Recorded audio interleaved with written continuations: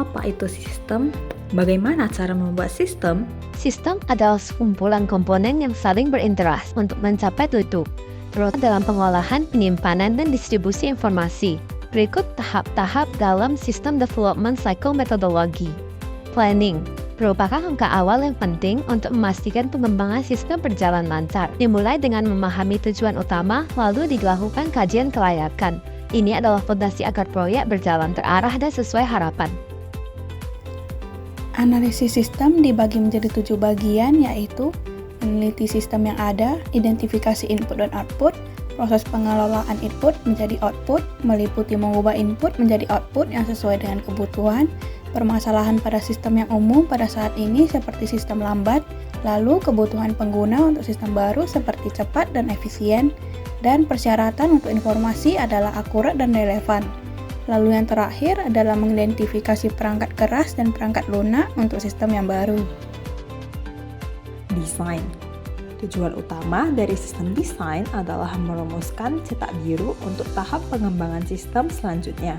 Sistem desain mencakup 2 aspek, yaitu perancangan sistem secara keseluruhan dan detail sistem.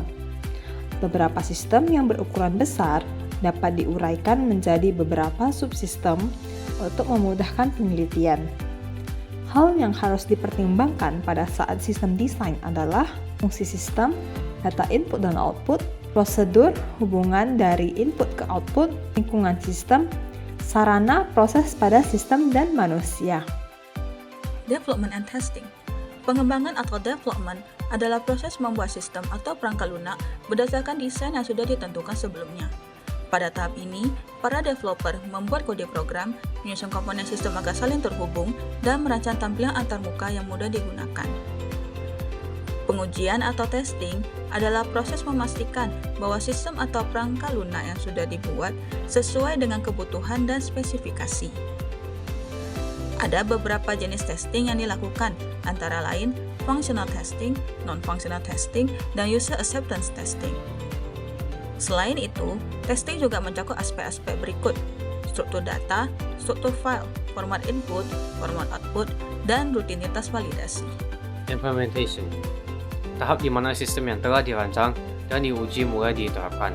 Langkah ini adalah mengimplementasikan hasil pengujian sistem yang baru. Beberapa tujuan utama antara lain, terdapat beberapa metode untuk mengimplementasikan sistem baru: direct changeover, parallel changeover, pilot changeover, dan phase changeover.